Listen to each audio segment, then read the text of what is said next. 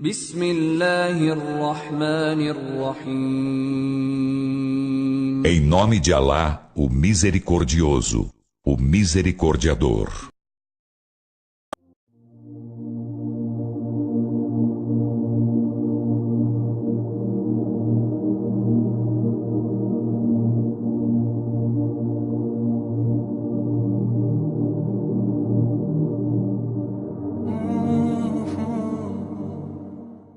ورسولا إلى بني إسرائيل أني قد جئتكم بآية من ربكم أني أخلق لكم من الطين كهيئة الطير فأنفخ فيه فيكون طيرا بإذن الله وأبرئ الأكمه والأبرص وأحيي الموتى بإذن الله وأنبئكم بما تأكلون وما تدخرون في بيوتكم إن في ذلك لآية لكم إن كنتم مؤمنين.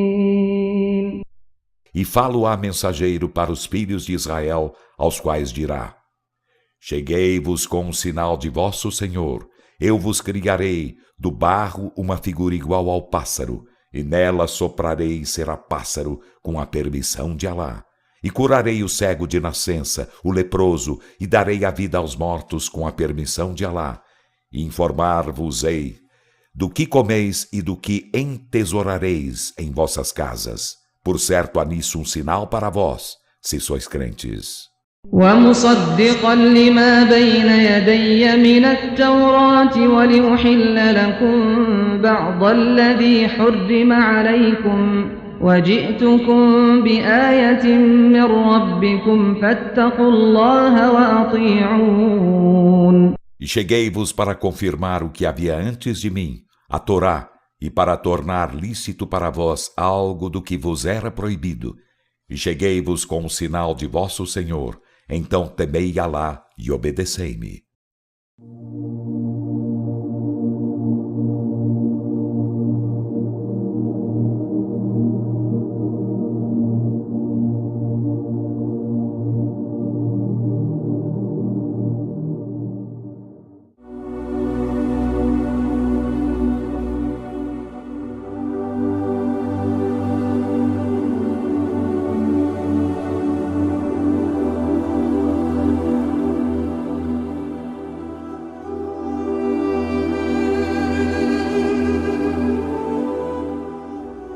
Nós temos alguns elementos que podemos usar para manter nosso coração purificado.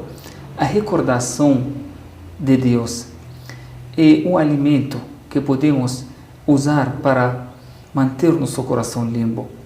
A recitação do Alcorão, uma palavra divina que deixa também o nosso coração mais tranquilo. E depois de tudo isso, nós temos que fazer uma coisa importante: fechar as janelas, todas as janelas que levam até o nosso coração. Quais são essas janelas? A primeira janela, a nossa visão. Nós temos que usar essa visão nas coisas, olhar nas coisas lícitas, olhar e pensar na criação do céu e da terra, não olhar para as coisas ilícitas, porque esses olhares, depois eles entram no nosso coração e deixam ele sujo de novo. Outra janela que nós temos que proteger e preservar: a audição. As palavras ruins que a gente escuta também. Não dar ouvido para as coisas ruins, para as fofocas, para as palavras ruins, porque essas palavras acabam também entrando no nosso coração e deixando ele sujo de novo. A outra janela é também a língua, não falar coisas ruins, e a boca também, não comer comida ilícita. Sempre nós temos que procurar coisas lícitas e deixar essas janelas fechadas para guardar o nosso coração e deixar ele limpo.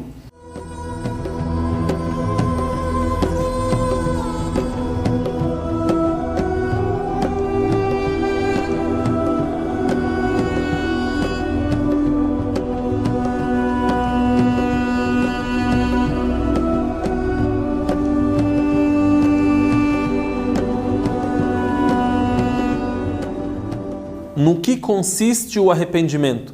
É só eu falar da língua para fora e continuar no erro, continuar cometendo o pecado? Não. O arrependimento tem 3 condições para ser aceito por Deus. Um arrependimento sincero tem 3 condições. A primeira dessas condições e qualidades é al-iqla'u 'an adh-dhanb. A pessoa abandonar o erro. A segunda condição, an-nadamu 'ala ma fat. Você ter remorso pelo que passou. Às vezes a pessoa não comete mais tal erro, por quê? Porque não tem mais condição de fazê-lo. E diz, olha, eu não faço mais, me arrependi. Esse não se arrependeu. Às vezes o cidadão lembra, como era bom aqueles dias, como era bom quando eu fazia tal coisa e tal coisa, e lembra disso com felicidade. Então esse é um arrependimento inválido. Então, primeira coisa, abandonar o que fazia de errado. Segundo ponto, ter remorso pelo que passou. Terceiro ponto, al-azm ala alla ya'ud. Ter a firme intenção de não mais retornar a esse erro. A pessoa se arrependeu e teve essas 3 condições sinceramente e retornou, fez de novo, se arrepende de novo. E é citado também em outro texto que Deus Altíssimo seja, quando aceita o arrependimento da pessoa, o perdoa.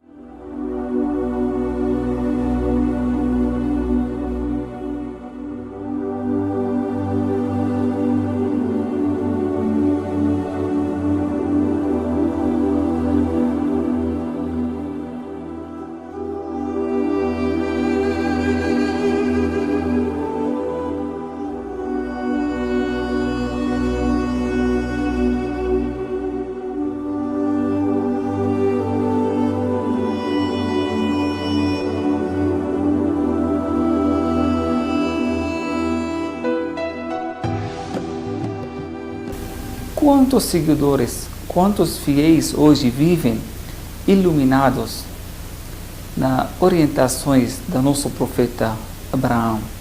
Quantos seguidores hoje tem o nosso querido profeta Moisés? Quantos fiéis tem, quantos seguidores tem o nosso querido profeta Jesus? Quantos fiéis e seguidores tem o profeta Muhammad?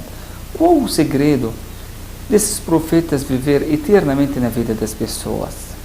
Como eles conseguiram ter esse sucesso? Passaram na face da terra muitas personalidades, mas essas personalidades, essas pessoas ficaram eternamente na nossa vida. Qual será o segredo? Os profetas e mensageiros, eles viveram, doaram a vida deles para salvar outras pessoas. Eles viveram para ajudar outras pessoas. Nunca eles viveram para si mesmos. Por isso, eles viraram exemplos e ficaram eternamente na nossa vida. E vocês, irmãos? Vocês querem ser iguais? Se você quer viver eternamente, fisicamente, não pode. Materialmente, também não. Mas se você quer viver eternamente na vida das pessoas e virar o exemplo, você tem que viver ajudando, salvando outras almas, outras pessoas.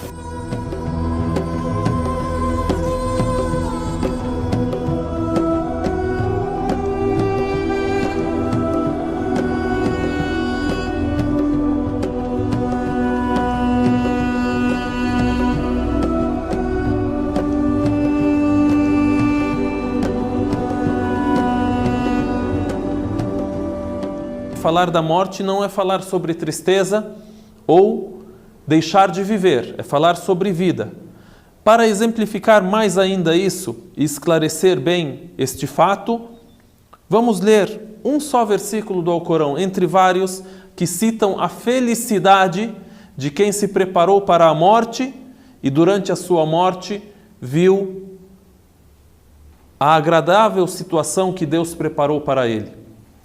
Em um dos versículos do Alcorão, em Surat Fussilat, Deus Altíssimo seja disse: Inna alladhina qalu rabbuna Allahu thumma istaqamu tatanazzalu alayhimul malaikatu alla takhafu wa la tahzanu وأبشروا بالجنة التي كنتم توعدون نحن أولياؤكم في الحياة الدنيا وفي الآخرة ولكم فيها ما تشتهي أنفسكم ولكم فيها ما تدعون. A tradução aproximada: aqueles que disseram Allah é nosso Senhor. Eles disseram Deus é o nosso Senhor. Obedecemos a Ele, seguimos a sua religião, aquilo que Ele nos ordena, porque Ele nos criou. Então, primeiro disseram, mas depois também praticaram, fizeram. Inna alladhina qalu rabbuna Allah thumma istaqamu. Aqueles que disseram Allah é nosso Senhor e em seguida foram firmes, foram retos, estes terão os anjos quando morrerem. Os anjos da misericórdia irão descer sobre eles e dirão para eles, e irão dizer para eles, La takhafu. O que significa La takhafu? Não tenham medo. Wala tahzanu. O que significa Wala tahzanu? E não se entristeçam. Ou seja, não tenha medo. Geralmente a pessoa tem medo daquilo que está por vir e é incerto, ele não conhece o que vai acontecer ainda com ele. Calma, tenha calma, não tenha medo. Você está na misericórdia daquele que te criou, porque você seguiu aquilo que ele te ordenou. E também a segunda palavra que é dita a ele, o que? Wala tahzanu, ou seja, não se entristeça. Por que essa pessoa que vai morrer, está a morrer, se entristece? Por aquilo que ele está a abandonar. Ele pensa nos bens que ele tem e ele vai deixar. Pensa nos filhos, na família, em tudo que ele gostava, amava dessa vida. Então dizem para ele, não se entristece, o que você tem pela frente é muito melhor que isso. Aí depois, a terceira palavra. Então a primeira, não tenha medo pelo que vai vir no futuro. Não se entristeça pelo que passou. 3. وَأَبْشِرُوا بِالْجَنَّةِ. O que significa al-Jannah? Al-Jannah significa o paraíso. E tenham a boa nova, a boa notícia do paraíso que vos era prometido. Nós somos os seus protetores nessa vida e na vida eterna. في الدنيا والآخرة. E você terá aquilo que desejar. E você terá aquilo que pedir. E aí depois, no fim dos versos, vem Nuzulam min ghafurir rahim, ou seja, esta é uma morada do perdoador, daquele que é misericordioso de Deus Altíssimo seja. Este é um dos versículos, entre vários outros que temos sobre a felicidade na hora da morte. Assim, nós refletimos sobre a morte e assim nós incentivamos cada pessoa, cada ser humano a se preparar para a morte.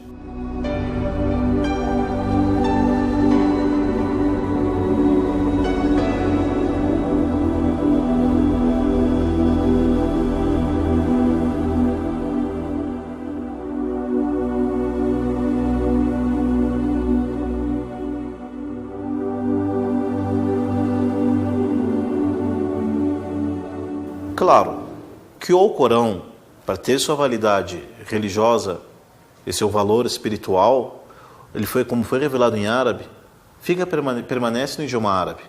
O que não quer dizer que ele está incompreensível, pois existem traduções do Alcorão Sagrado para a língua portuguesa. Existem essas traduções, uma das mais antigas e uma das melhores, o significado dos versículos do Alcorão Sagrado. Existimos também outra tradução, os significados do nobre Alcorão. É através dele que você, em língua portuguesa, irá conhecer o que fala o Alcorão, o que trata do Alcorão. Veja, por exemplo, no Alcorão Sagrado, fala a história do profeta José, capítulo 12 do Alcorão. Não traz os detalhes da vida de José, mas traz a moral da história, o que Deus quis passar para nós através da história do profeta Moisés, do profeta José, do profeta Abraão, do profeta Lote.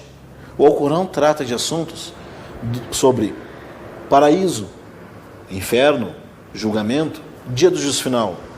E existe também no Alcorão Sagrado aquilo que nós chamamos de milagres científicos do Alcorão. O Alcorão, há mais de 1400 anos atrás, traz para nós alguns milagres, algumas descobertas científicas que somente nossa época moderna conseguiu descobrir. Por exemplo, no Alcorão fala um versículo: Maraj al-bahrain yaltaqiyan, bainahuma barzakhun la yabghiyan. Um versículo revelado no Alcorão ao profeta Muhammad na Arábia, no deserto da Arábia. Um versículo que diz que Deus faz dois rios andarem junto, mas eles não se encontram. Significa quando o rio de água doce encontra com o mar, que é água salgada. No Alcorão também fala das constelações, fala das estrelas, fala do céu, fala da lua. E o Alcorão fala muito, muito da água. Tanto que essa palavra água no Alcorão é mencionada mais de 120 vezes. Onde no Alcorão fala: وَجَعَلْنَا كُلَّ شَيْءٍ حَيٍّ مِنَ الْمَاءِ. Ou como Deus diz, fizemos de todas as coisas vivas, vivas, a água. Deus extraiu da água as coisas vivas e faz todo ser vivo depender da água. O Alcorão também fala: وَجَعَلْنَا السَّمَاءَ سَقْفًا مَحْفُوظًا. E fizemos do céu como se fosse um teto. Ou seja, o Alcorão é um livro da atualidade. O Alcorão é um livro que trata de assuntos pessoais, religiosos, doutrina. O Alcorão fala da ciência. O Alcorão fala dos povos passados, povos futuros. E o Alcorão fala do presente. Tenham acesso ao Alcorão Sagrado na língua portuguesa. E o versículo que o Alcorão começa dizendo: louvado seja Deus, o Senhor dos mundos. E a última palavra do Alcorão é: diga, peço proteção em Deus, o Senhor dos humanos. Deus é o Senhor dos humanos, Deus é o Senhor dos mundos. Conheça o Alcorão em língua portuguesa. Assalamu alaikum.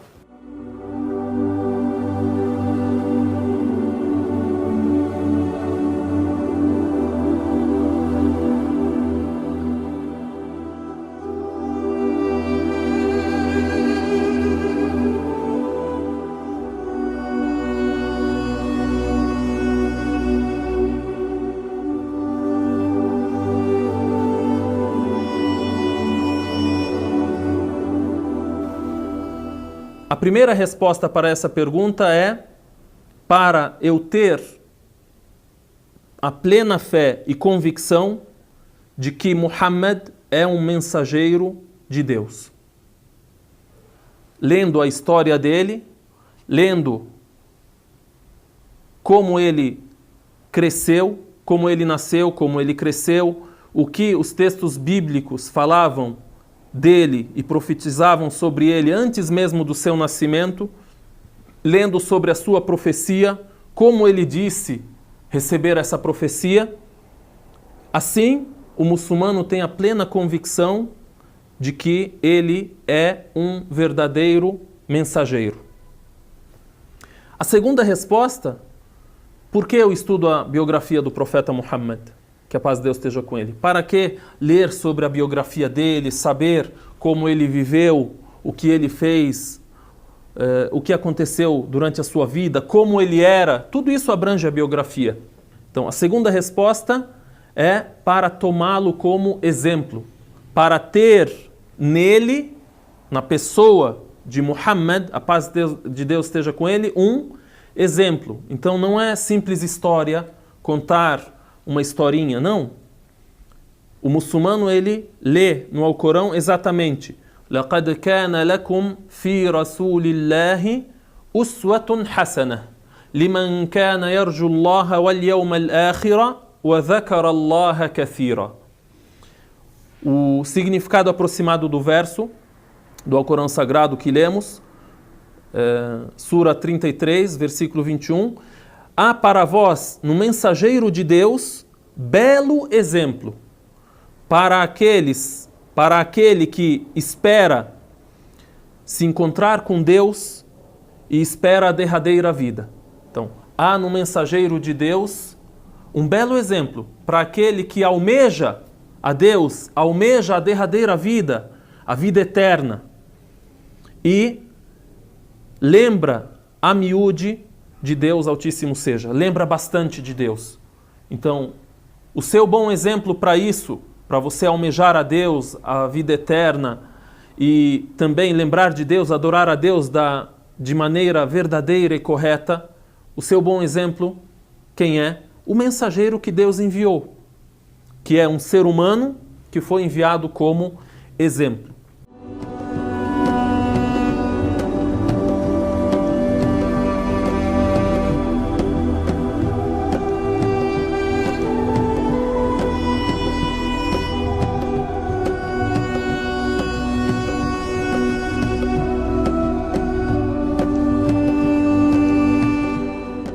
O ser humano é uma criatura social. O Islã também é uma religião social.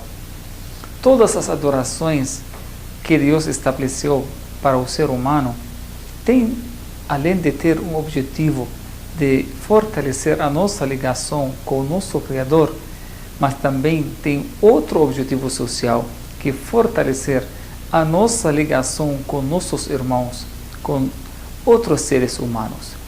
Por exemplo, a oração, uma adoração que fortalece a nossa ligação com Deus através da nossa conversa, nossa recitação do Alcorão Sagrado. Mas mesmo assim tem outro objetivo, quando a gente sabe que uma oração feita dentro de uma mesquita vale muito mais do que uma oração feita dentro da sua casa. Por que será? Porque tem esse objetivo social. A oração não só apenas fortalece a nossa ligação com Deus, mas também fortalece a nossa ligação com o nosso irmão. Quando você frequenta a mesquita para fazer a oração, aí você acaba sabendo a situação dos seus irmãos. Talvez uma pessoa ficou doente, uma pessoa passando necessidade, aí você vai saber tudo isso quando você frequenta junto com a sociedade e fazendo essa oração dentro de uma mesquita. O profeta diz que jamais considera um verdadeiro muçulmano aquele que dorme à noite satisfeito enquanto seu vizinho está passando fome, enquanto ele sabe. O profeta diz também que não é considerado verdadeiro muçulmano aquele que não deseja para o seu irmão aquele que deseja para si mesmo. Que Deus abençoe vocês, que Deus abençoe todos nós. Assalamu alaikum. Que a paz de Deus esteja convosco.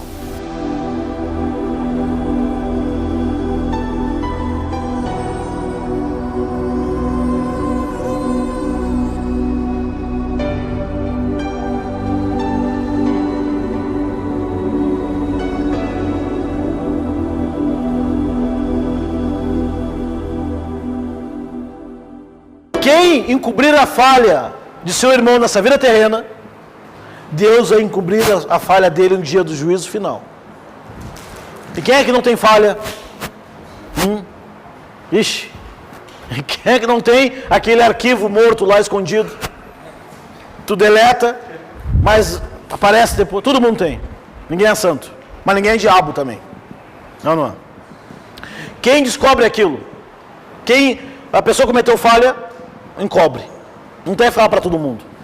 E se a pessoa cometeu a falha e encobriu, ninguém ficou sabendo, só Deus, e a pessoa vai lá descobrir e põe para todo mundo, esse é o pior dos pecados. Porque Deus encobriu e tu foi lá e tirou para todo mundo. Na época do profeta Moisés, olha essa história. Não chovia de jeito nenhum, seca. Moisés falava diretamente com Deus, como vocês sabem. Às vezes falava intermédio do anjo Gabriel.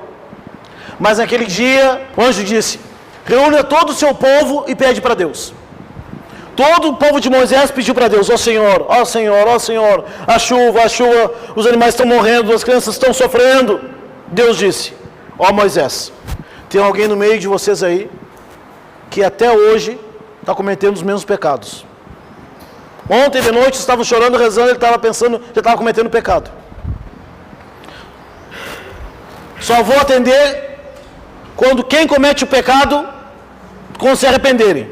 Se arrependeram todo mundo. No outro dia de manhã, ó Deus, mande chuva, Deus disse para Moisés: tinha alguém que cometeu pecado. O que eu fiz? O que eu fiz? Todo mundo voltou. Será que pediram a Deus, Senhor, choravam, choravam, choravam. No outro dia, Deus disse: Moisés, fala para a pessoa que cometeu o pecado sair do meio de vocês. Ficou aquele silêncio. Daqui a pouco começou a chover. Choveu. O pessoal, Moisés, não entendemos nada agora a história. Agora nós não entendemos nada. Deus disse para Moisés: Moisés, eu encobri a falha daquele pecador. Não deixei ninguém ficar sabendo. Pedi para as pessoas se arrependerem. Ele se arrependeu. Depois que ele se arrependeu, você acha que eu ia dizer ele sair, mostrar o pecado? Choveu. O arrependimento sincero não precisa falar: pessoal, eu fiz isso, ó meu B.O. aqui, ó. Eu fiz tudo isso, me arrependi. Não precisa. É teu coração. Com Deus. Ibn Qayyim dizia, um sábio, tem certos pecados que são apagados com a oração, outros com a ablução, outros pedindo perdão. Tem outros pecados que são apagados somente com a lágrima dos olhos. E quem é que tem que ver isto? É Deus. Então quando o muçulmano comete uma falha, qualquer pessoa comete uma falha, não é falar para todo mundo: eu errei, me perdoe, não. Entre ele e Deus. E se você vê alguém cometendo algo errado, faz conta que não viu. Fala para ninguém. Porque no dia do juízo final, aquilo que tu fica investigando, procurando, futricando, não é? Vamos achar. Isso é contra a misericórdia de Deus. E tem pessoas, comete fato, todo mundo comete, Deus encobre. A misericórdia de Deus é uma coisa. Tu não tem misericórdia? Não tem nada a ver com a história dele. Quem encobre a falha do seu irmão nessa vida, Deus encobrirá a sua falha no dia do juízo final.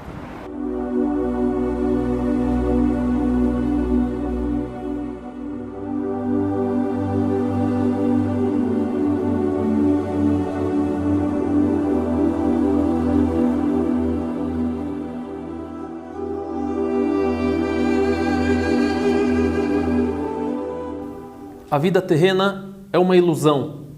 A verdade e a realidade é aquilo que existe por trás da morte, depois da morte. Por isso, por essa razão, porque a vida terrena, a vida na qual vivemos agora é uma ilusão, por isso o mensageiro de Deus, Muhammad sallallahu alaihi wasallam, disse: "Kun fi dunya ka'annaka gharib aw 'abiru sabil."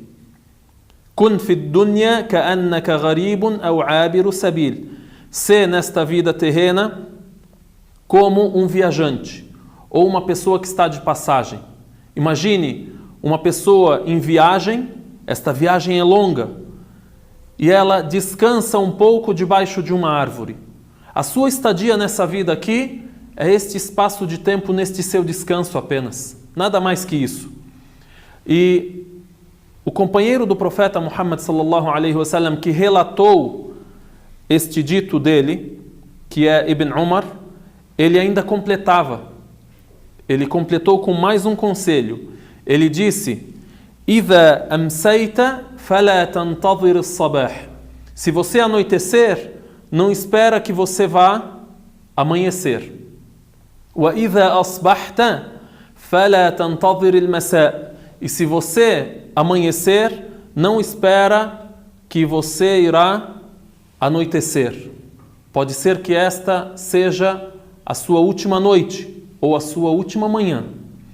E aí depois, no fim do conselho também, وَخُذْ مِنْ صِحَّتِكَ لِسَقَمِكَ. E pegue de tua saúde, aproveite a tua saúde para a hora da tua doença. وَخُذْ مِنْ حَيَاتِكَ لِمَوْتِكَ. E aproveite de tua vida para a tua morte. Ou seja, aproveite a oportunidade. Tenha uma vida repleta de adoração a Deus Altíssimo seja, repleta de boa conduta. Aproveite a tua saúde para o bem, aproveite a tua vida para o bem e para a adoração verdadeira a Deus Altíssimo seja.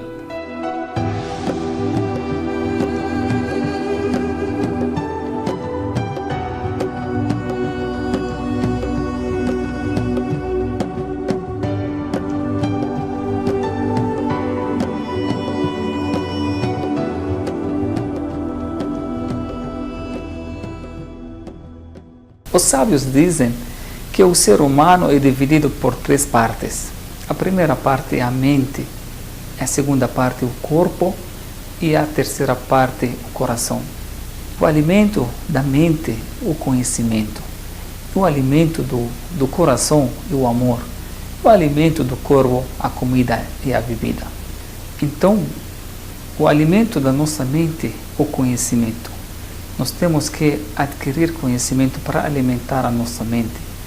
O profeta diz que quem procura um caminho de adquirir conhecimento, Deus facilita para ele um caminho para o paraíso. E o conhecimento, adquirir conhecimento na religião islâmica é uma obrigação. O profeta diz, adquirir conhecimento é uma obrigação a cada muçulmano e muçulmana. E a gente fica mais firmes ainda quando a gente sabe que a primeira ordem, a primeira palavra que foi revelada ao profeta Muhammad, ao Corão Sagrado, leia, porque a leitura é a chave de conhecimento. O conhecimento é uma luz que ilumina a nossa vida. Para não andar e seguir o caminho da escuridão, a gente fica com um caminho iluminado com conhecimento. O conhecimento também é dividido por 3 partes. Primeira parte, o conhecimento relacionado a Deus. Tudo o que é relacionado ao nosso Criador, os nomes dele, atributos dele, os atos dele, tudo isso a gente chama de teologia. A segunda parte do conhecimento é relacionada à criação do Criador, à criação de Deus.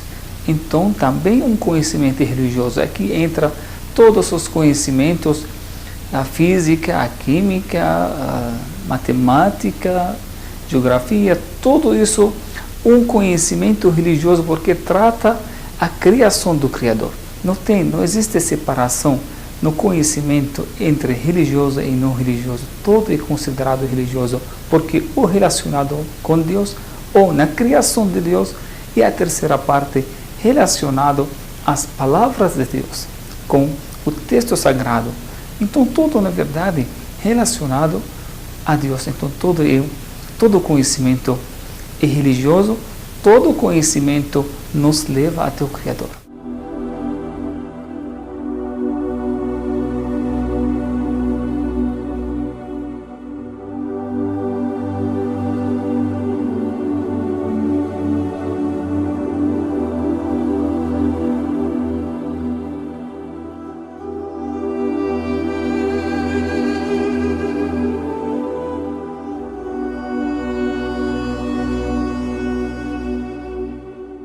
O muçulmano não bebe nada de álcool, não consome carne de porco, ele evita isto, larga a mão.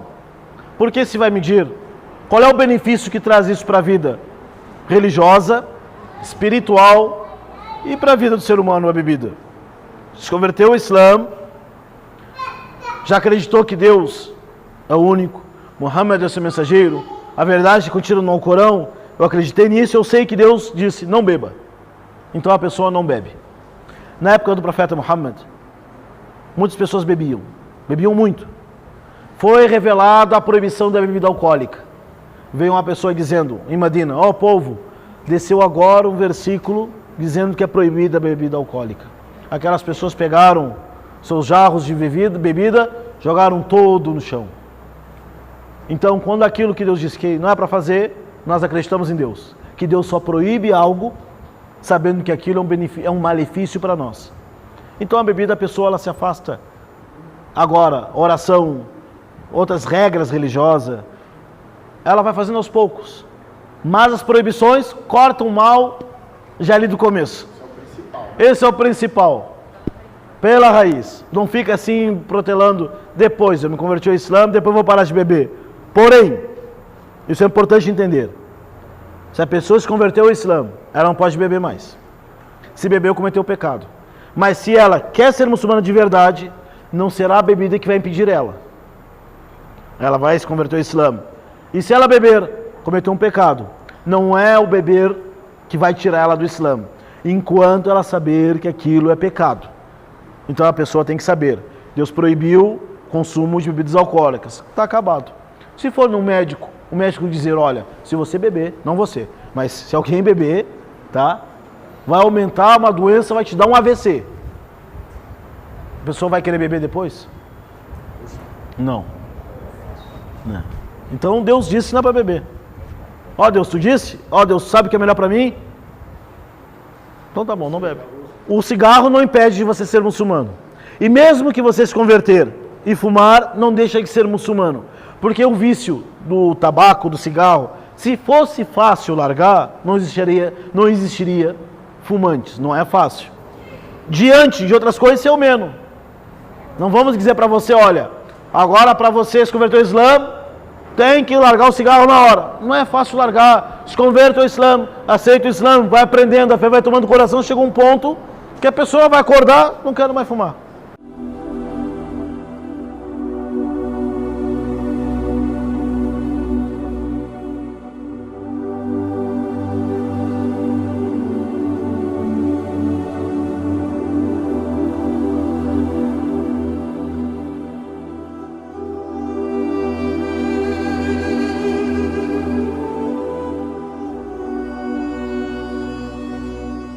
O nosso cérebro também tem um tipo de adoração. Essa adoração é chamada a meditação. O profeta diz, passando 1 hora na meditação é melhor ou equivale a uma adoração durante uma noite inteira. Uma noite inteira fazendo rezas, súplicas. 1 hora da meditação equivale a essa adoração da noite inteira. Por isso, é uma adoração muito elevada. Mas por que tão importante assim? Porque a gente precisa sentar e pensar na criação, nos leva a saber a grandeza do Criador. Por isso é muito importante a gente pensar e meditar. Qualquer pessoa, irmãos, pode fazer esse tipo de adoração. Vamos pensar na criação do céu, da terra, do nosso corpo, da nossa vida. Qualquer coisa dessa vida merece ser um sinal, merece ser uma coisa estudada e pensada, e tudo isso um dia vai nos levar até a grandeza do nosso Criador que criou tudo isso.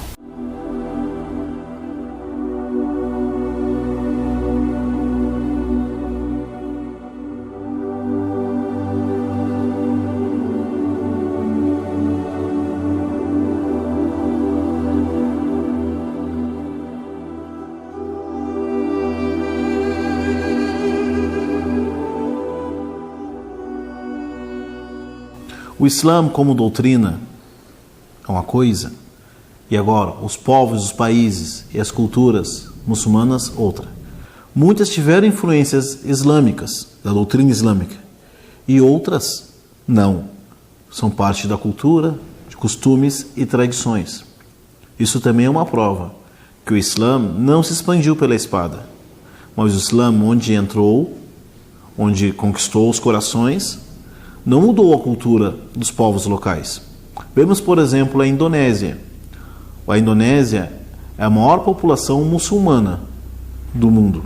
Mais de 200 milhões de muçulmanos. E não tem origem árabe. Como o Islã entrou na Indonésia? Entrou através de comerciantes, através da imigração. O povo indonésio se converteu ao Islã, mas não mudou sua cultura, não mudou também a sua forma de vestir, né? Vemos também, por exemplo, a Nigéria, na África. O Islã entrou na Nigéria e não foi pela espada, mas foi com comerciantes e imigrantes muçulmanos que foram morar na Nigéria. E não mudou em nada dos seus vestimentos, na sua culinária, nos seus rituais. Houve uma influência da doutrina islâmica, mas muito que se vê não é doutrina islâmica, mas sim costumes e tradições. Assim é nos países árabes, na Turquia, na China, até países muçulmanos na Europa. Por exemplo, Albânia, Bósnia, que ficam na Europa, são muçulmanos. Não mudaram suas tradições, nem sua cultura. Ganharam um novo conceito, ganharam um novo entendimento, conheceram um novo valor para a vida, que é o Islã. Existe uma grande diferença entre doutrina religião e cultura, tradições. Nós muçulmanos somos cientes disso, que aquilo que Deus exigiu para nós é a religião. Mas isso não impede que as pessoas vivem suas vidas, mantenham seus hábitos, mantenham suas tradições, desde que isto não seja contrário ao ensinamento de Deus mantido no Alcorão.